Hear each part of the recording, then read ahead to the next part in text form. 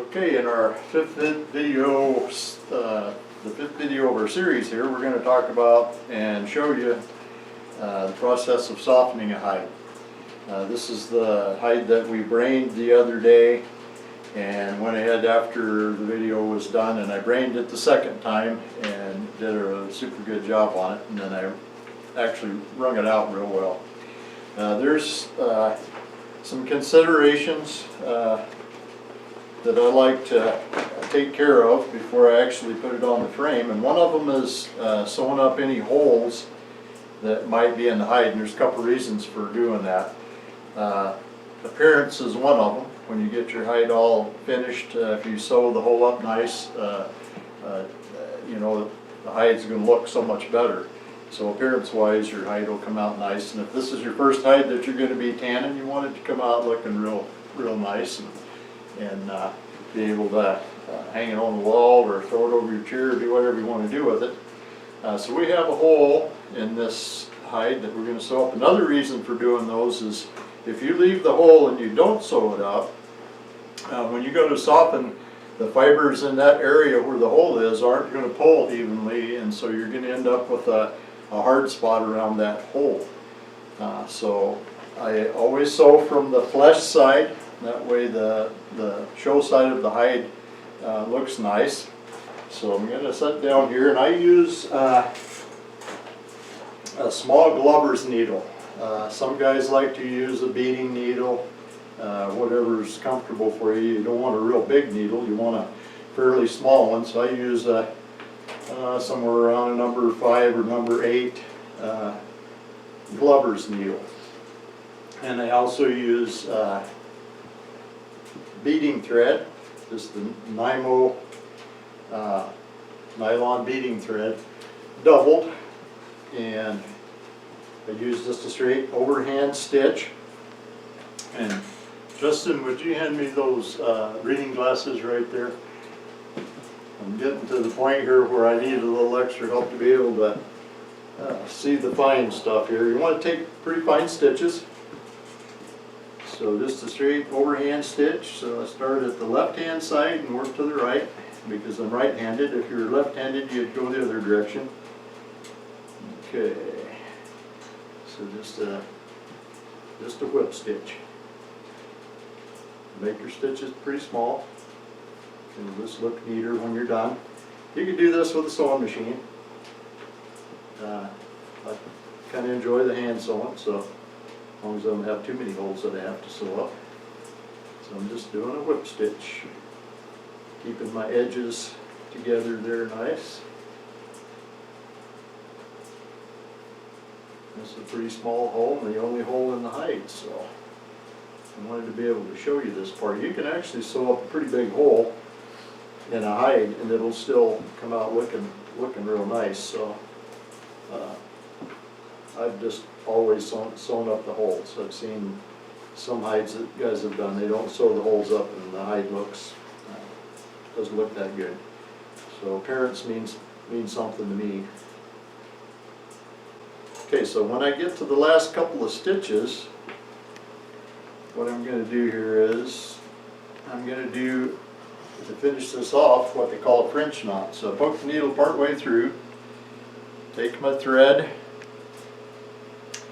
and then I'm going to wrap about 3 or 4 wraps around the needle, just like that.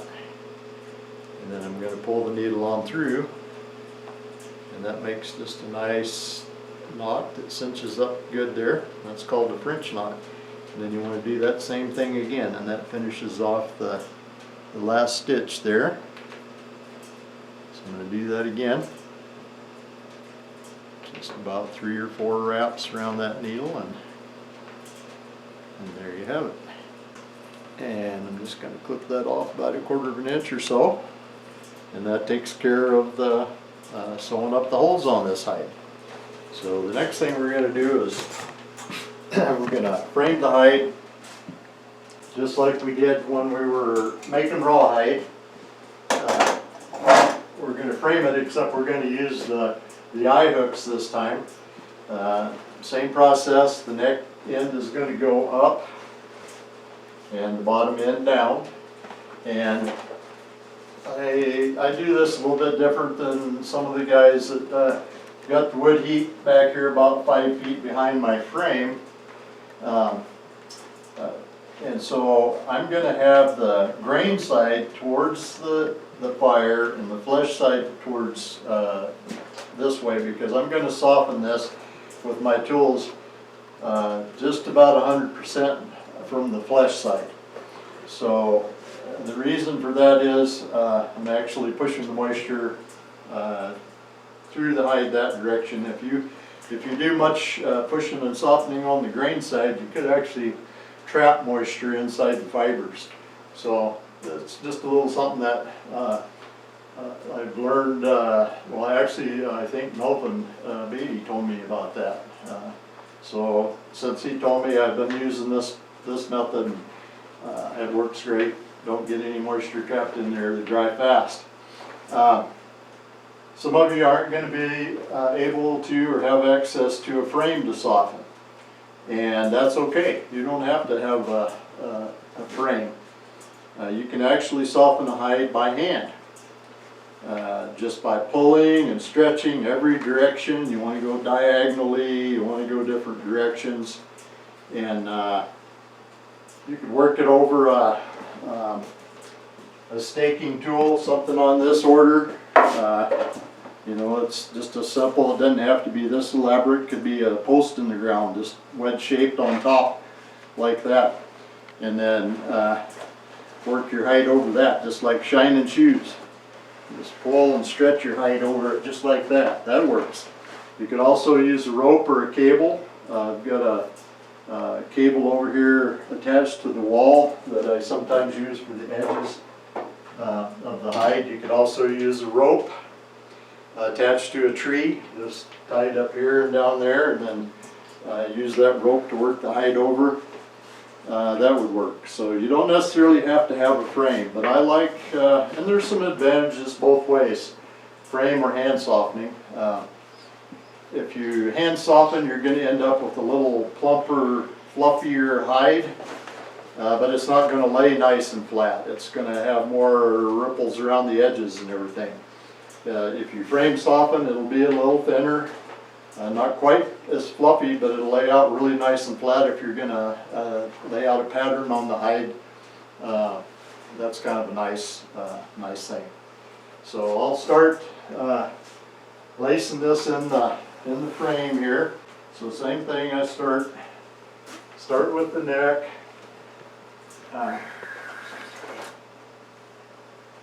And I've got a few extra holes on top of the neck. It just holds it a little bit better up there. And some guys have their frame set up so they can do horizontal softening. I've just always done it this way, and I don't bother with turning it sideways or anything. My frame's kind of just fixed pretty much right where it is, and so on a littler hide like this, you can leave it hang down a ways, and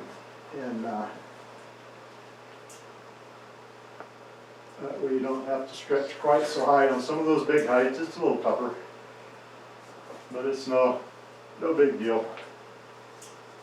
You get used to doing something a certain way, and if it works for you, well, that's the way it ought to be done for you. I think on the one video that we did when we were doing the lacing the rawhide in there, I forgot to tell everybody the reason that I do go a certain direction with the strings. So I always come from the back side on the hide. It's not anything that's going to really make a difference. The difference will be if you come through the back side here, you need to go through the front side on your hooks, because what will happen is it'll twist if you don't. So I go through the back side, just kind of almost like doing that whip stitch when I sewed up the hole. So I'll just go through the back side of the hide, through the front side, and we're going to try to get this laced in there so everything's pulling pretty even and straight. And I'll just do the same thing I did with the rawhide. I go from side to side. The difference on hide you're going to soften is, you can stretch this thing pretty snug. You don't have to worry about it. It's not rawhide anymore. It's going to actually stretch out a little bit as we start working. Okay, so we're working right along here, side to side, just like we did on the rawhide, but the difference on the brain hide is I'm stretching it wide, giving some tension on there, using the same half hitch for my loop, and trying to pull real straight, side to side. So just kind of paying attention to how I'm pulling here. You need to go through the same eyelet, that's okay. Some places I'll go through 3 or 4 times.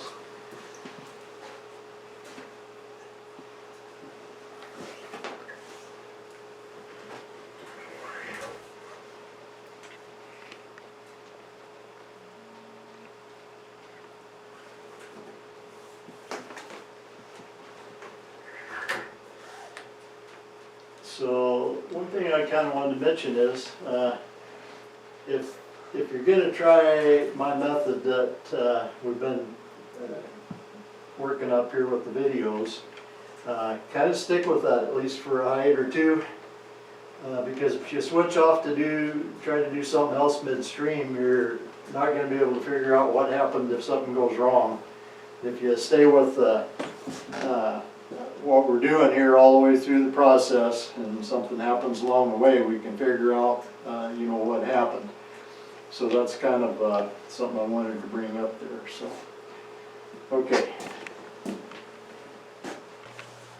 okay, so we've got our hide laced in the frame nice and snug, and there's some tools that we're going to use in this frame softening process. You're going to need, oops, I didn't mean to throw that on the floor, sanding block, kind of coarse. I think this is probably about 80 grit, just wrapped around a block of wood or a piece of pumice stone.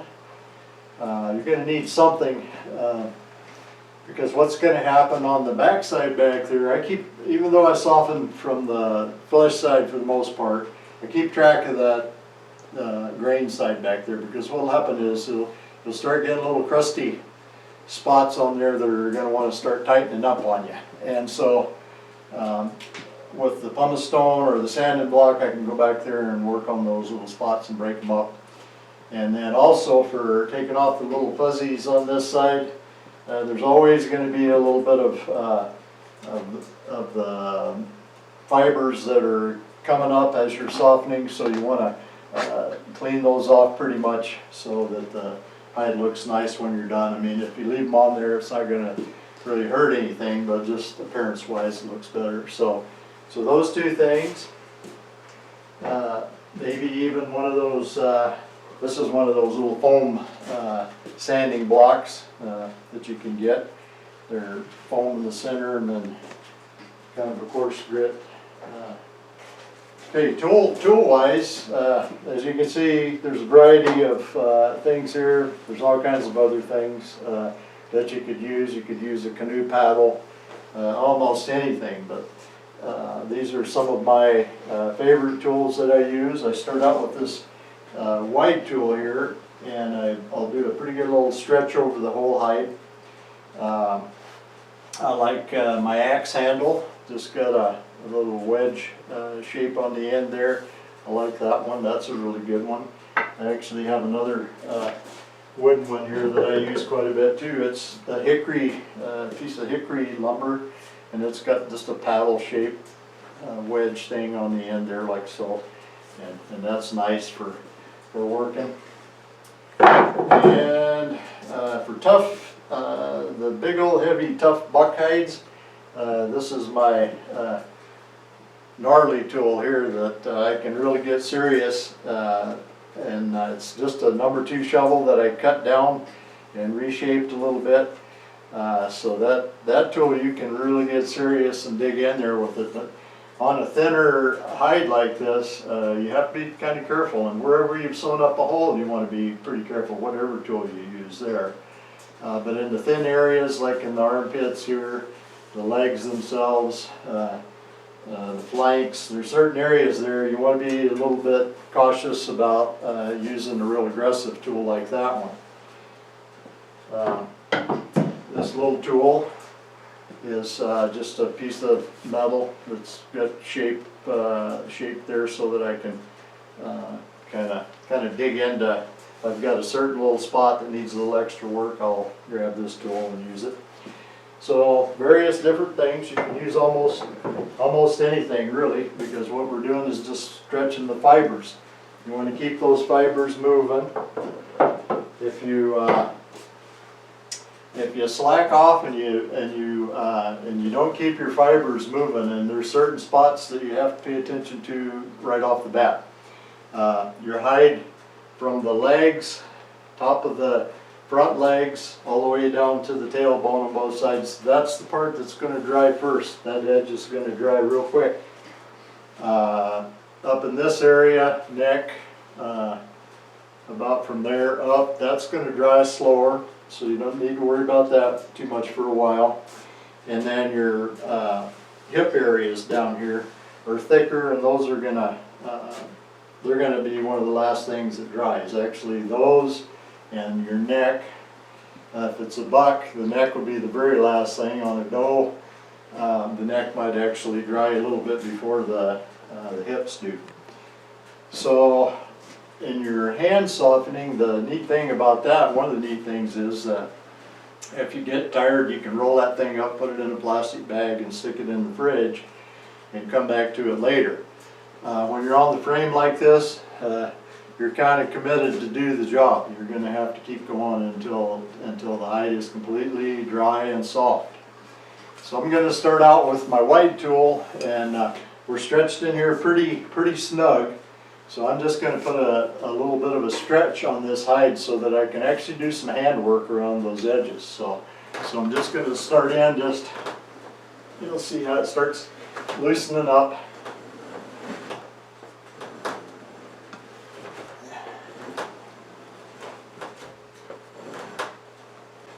One of the reasons I like frame softening, I can keep track of the whole hide kind of a little bit easier than I can with the hand softening. I've hand softened a lot of hides, but I really prefer, I do 95% of the hides on the frame now. So I got it, it's pretty loose in there now. And don't worry about that. You want the fibers to be able to move. So that was the reason for stretching that like that. So now I'm going to start out around the edges here and just kind of pull those edges out.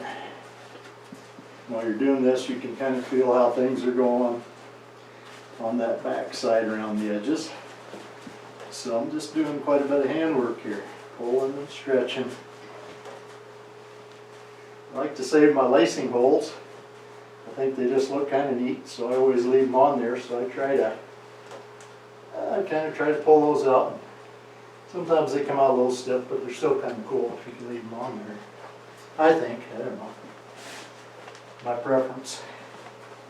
So you're just stretching and pulling by hand.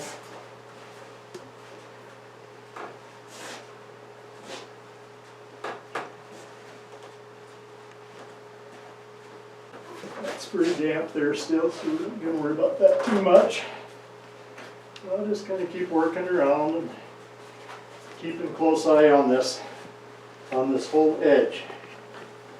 I'm just going to keep paying attention to that, because it's actually this hide is great. I did a super brag on my braining and ringing job here. After you do a bunch of hides, you kind of get a feel for the hide. I mean, you can just kind of tell by the way a hide feels that it's actually going to soften up nice for you, and you're not going to have a problem with it. You can feel that. There's a lot of this part of the process is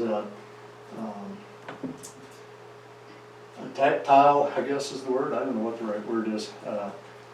Anyways, being able to touch and feel this thing, you can kind of tell what needs to be done where. So I'm going to go around on the back side and just kind of check that. Take my pumice stone.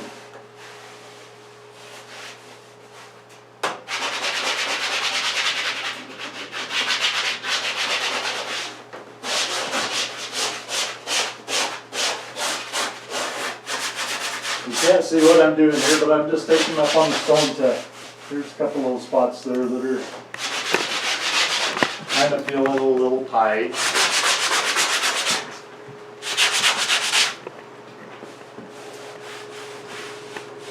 So you can feel those little spots.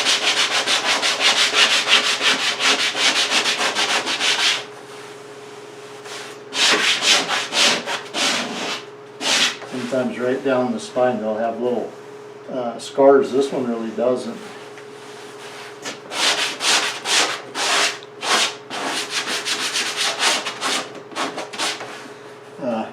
Those armpits right there are spots that you need to really be careful of, because you'll poke your softening tool through there pretty easy if you aren't careful.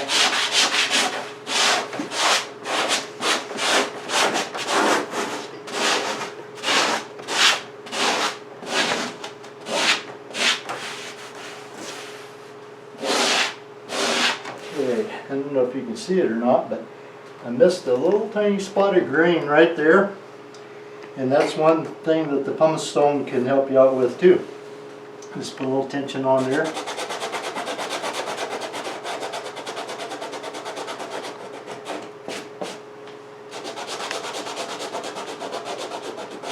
And you can pretty much get rid of that little bit of grain in there.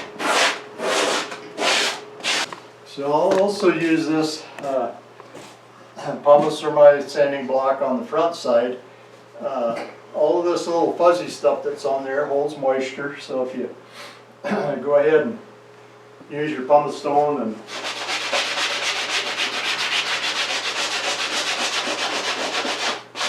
kind of work some of that off of there. Careful around your sewn up holes, because this will, it's rough enough it'll take your stitches right out if you hit that.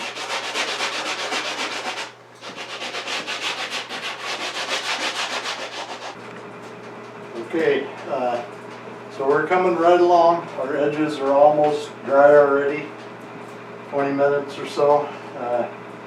We've been pulling and stretching on those. One thing I want to mention about your tools, whichever tool you're using, you can tell a whole lot by the way your tool feels on the hide. You'll have more drag where it's still pretty damp. And then where it's dry, your tool will slide right off of that. So, like right here in the middle, there's still quite a bit of moisture, pretty good tool drag there. But when I get over to right there, it'll just slide right across that dry area there like that. So once an area is dry, you don't need to keep working that. You're done with that. Just don't worry about it at all. Just concentrate on the areas that are still damp. You can tell if the hide does that, kind of make a dough ball there, and that's still got quite a little bit of moisture in it, but it's coming out of there pretty quick. Quite a bit of drag all the way down that back leg there. Right at the very bottom it's dry. You can see how much pressure I'm putting on this thing. They're amazingly tough. You can poke holes, especially if you go across an area that's already dry and you're pushing that hard with one of these more pointed tools. You could easily punch a hole in your hide there, and you don't want to do that, so you want to be a little careful of that. How long does it take to soften a hide? Well, that can vary a whole lot. I have pretty much ideal climate control conditions here. I got a roaring wood fire and 2 fans going, and so this is going to happen a whole lot quicker for me than if you're trying to work yours in the garage or somewhere where it's cool. And the hide will dry quicker on the frame than it will hand softening normally. If you're in a good warm spot, that really makes a whole lot of difference. So it could take, on a hide like this one, I'm going to say probably in an hour, this hide's going to be hour and a half at the most. This hide's going to be pretty well done. I can kind of tell by the feel of it. A big buck hide might take 3 or 4 hours, and even under the best of conditions. And the last elk hide I did was a cow, and it wasn't a big cow, and it took 5 hours. And so you don't have to constantly work them. It's actually good to just back off for a while, let the hide kind of rebound a little bit, and then go back to it. Constantly checking all the time, feeling of it to make sure it's not getting any crusty, stiff spots on the back side. And then when an area is dry like that, totally dry there, that's all the way dry. That's you don't need to pay any more attention to that. So this leg is dry. This side's going to be done real quick. So this kind of give you some idea how much this hide is stretching. I'm putting pressure on there, and it's really stretching back there a long ways.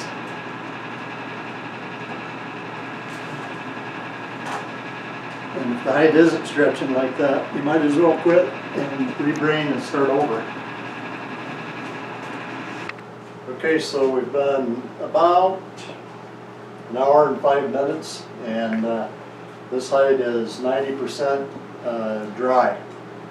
And there's some tests that you can do for dryness, and the thing about it is, if you feel a hide and think, oh, that's done, that's all dry, and there's a little moisture left in an area, that spot could dry hard, and then a half an hour from now you check it, you're going to have a stiff spot, and you're going to be all aggravated at yourself over that. So you want to make sure that the hide is dry all the way, and you can use the back of your hand and feel, if the hide feels real warm, you know, this feels almost hot because of my wood stove behind there, but if there's a little moisture anywhere, it's going to feel cool on the back of your hand. So one of the other tests that I like to use is I'll just reach around behind and kind of grab a wad of hide like so, and if it kind of stays balled up like that and doesn't just flatten out, see, here's a dry spot right there, that just flattens back out basically. But when it stays kind of like a little dough ball like that, then there's still a little bit of moisture there, and that's where we're at. We've got a little spot right here and a little spot right over in here, the hip area, which is almost always will be one of the last places to dry. So what I'm going to do when I get it down to this point where there's just a couple little patches like that, I'm going to go ahead and tighten my strings up. And you know, the idea here is to keep those fibers moving, but we're down to the point now where those little patches are going to, if I tighten these up, they're going to dry even that much faster. So probably less than an hour and a half this hide.